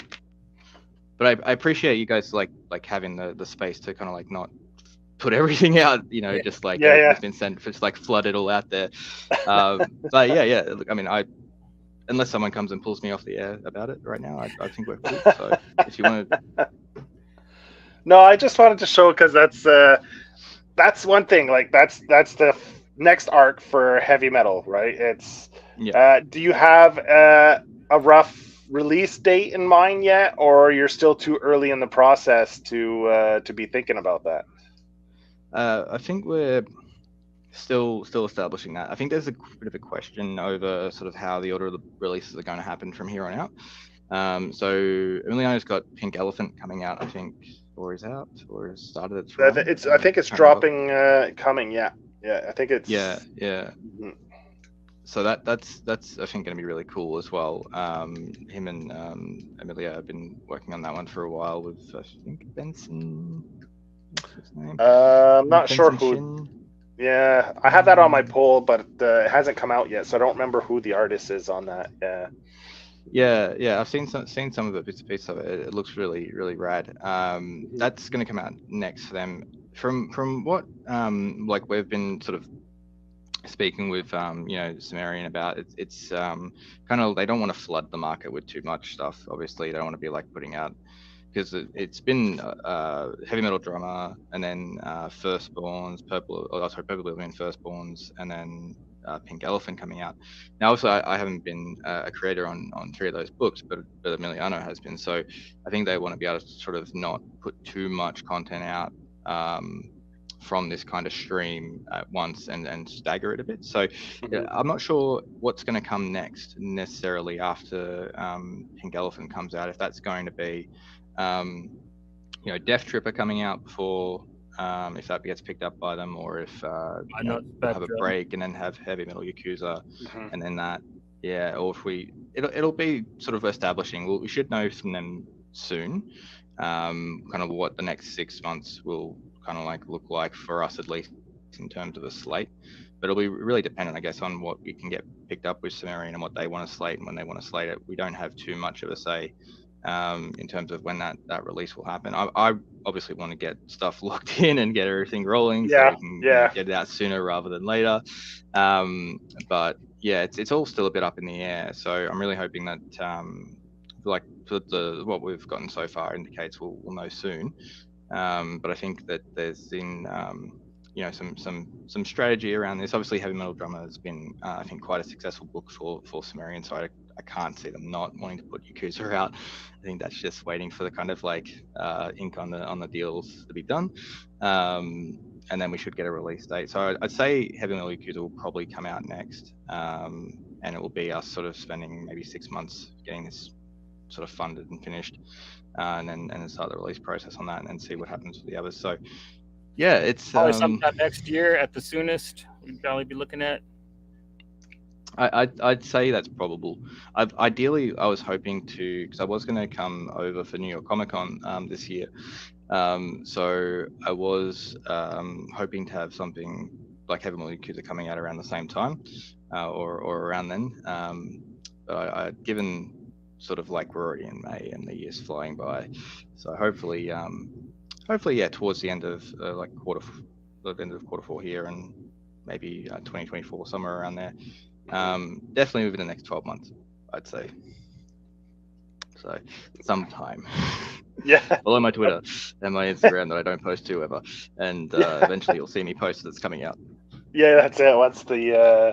Well, you're pretty good at following people that bring up the book, because you're reposting and interacting with a lot of us when the book was releasing month to month. So I mean, you're pretty good when it comes to that, interacting with the fans of the book. But that's the thing. You're the guys I want to interact with. I don't want to promote. That's my problem. I don't like doing the 6 months of hype tweets about the issue coming out. It's just I want to connect with you guys. I want to hear who loves the book and who hates the book. I want to have the discourse and a discussion, because that's what good art's about. It's about creating discussion and experience, and the whole philosophy of it to me is like disingenuous when I'm just on there propagandizing my work. I don't want to do that. I want to like every one of you guys who gave that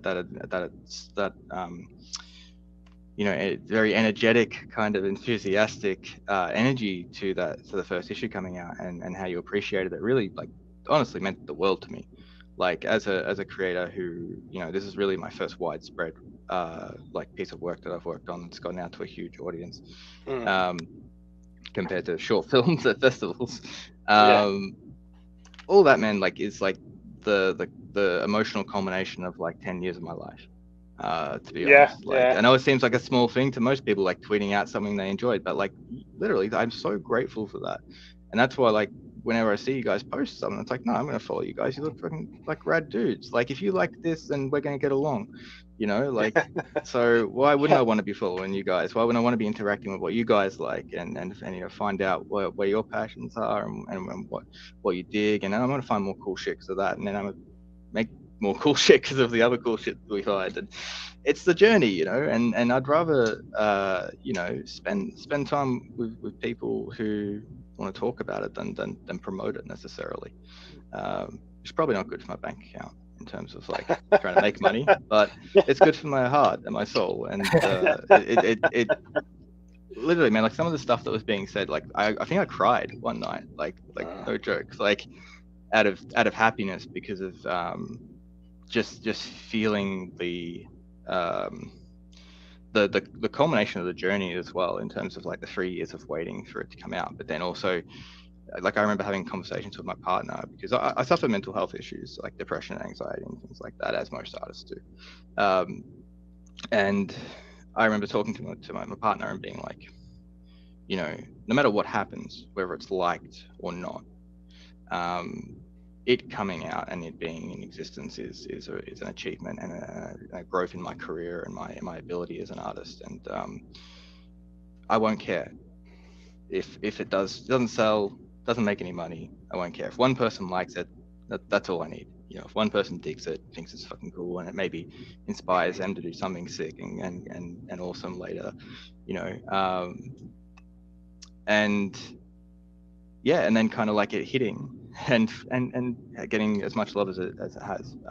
It's way more than the one person that I was hoping for to like it. So the sappiness of all of it to be like, you know, just how much it just means to kind of like be able to connect through art and have it out there and have it you know, appreciated and make someone distracted from their lives and into a cool trippy world for, you know, half an hour a day or whatever when they're reading it. Yeah, really fun to be able to connect with you guys over that. Like, yeah, I just appreciate it endlessly. Yeah, I mean, we appreciate it too because you know, it's nice to see a book that's different. You know, that's on the shelves. You know, that stands out. It's different. This, you know, the subject matter. There's a lot of us out here that love like B horror movies, and you know, this definitely touches on a lot of stuff that we all love, and different mediums, right? And whether it be music, TV, movies, you know, you name it, and you went and picked little things here and there that we all loved and enjoyed it. So man, it's much appreciated, and you know, it's well deserved. The success of this book, the success it brings you guys, and hopefully it'll continue with Yakuza and then the third chapter after. So yeah, so just Really, like really wish you hope. the best of luck moving forward with Sumerian, and hopefully, you know, you'll get news back from them soon about your other projects. Because after reading this, I can't wait to read more of your stuff. So Yeah, yeah, and I'll keep you guys in tune with it all as it goes too. So I'm you know, just really glad for the support, and like Sumerian have been great, as much as we kind of got this like uncertainty about the future. They've grown so much in a small time, like since being acquired, you know, by Sumerian. They've had all these, you know, like you're saying, the Dillinger escape plan stuff, and they've, you know, they're on a really kind of, I'm sure it's very busy there yeah, at the moment with how many things would be coming up and how many opportunities would have developed for them. I'm sure like that journey in itself for the publisher has been you know, a really transformative one over that time too. So yeah, well, I really hope we all get to keep working together, and you know, it can all just go forward. It's the thing of you know, you want to try to get all your stuff out at once, but there's going to be a bit of a drip feed. So yeah, some stuff might have to go to Kickstarter just because, you know, it's going to be almost like too difficult to fill the 6 books or whatever we have into a slate that's not going to take 5 years. So yeah, it'll be good to get the rest of it out. well, we've had you on for 2 hours, so we don't want to keep you from your everyday life and errands or whatever responsibilities you have at home. So I just wanted to say thanks for coming on. Really appreciate it. Love the book. Uh, for sure, we'd love to have you back on at some point. Like Johnny said, if you wanted to come on one of our other episodes, like where we talk about music, you're more than welcome. And really appreciate all the work you're doing, and man, keep it up. And we're looking forward to see in your future projects. Yeah, definitely, and like anytime, definitely let me know. I'll come on and I'll talk for hours, man. Just start me up and I'll go. 2 hours has gone past. What are you talking about? It's been 10 minutes. So. Yeah, that's it. It did go by pretty quick. So, yeah. It was a good one. So, Johnny. We'll be back on Tuesday. We're gonna have another guest, right, Joey? It's Yeah. We're gonna have actually another fellow. Well, he's not an Australian, but he lives in Australia now. We're gonna have Patrick Kidlin on. So he's now resides in Australia. So we'll have back-to-back residents from Australia on the show. So that's pretty interesting. It just you can fluke. ask It was him just if, a fluke too. So yeah, he might have some different opinions than I do. So it'll be interesting to see. You can always just say, "Oh, we had Kiefer on, and he said this about Australia." Ask him. I'm trying to think of a line now that I could come up with. Ask him about like drop bears or something like that.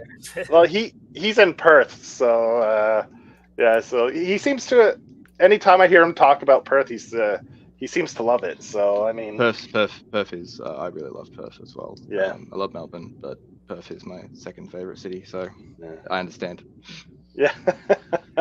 Locust running around out there. So man, everybody have a great weekend. Thanks for. I'll just give shout out to people that came into the chat. Thierry, Cookie, Mel, Sergio was there. We had Zod. I hope I'm not forgetting anything. Oh, we had Dylan. Dylan was in there. Randy. I think Mel was here. Actually, she popped in real quick too. So yeah, man. So thanks to everyone for coming in and joining us to Kiefer. So thanks again, everybody. Have a great weekend. We appreciate everyone. Yeah. Yep. Have a good Thanks for having me on, and thank you everyone for listening to my crazy rant.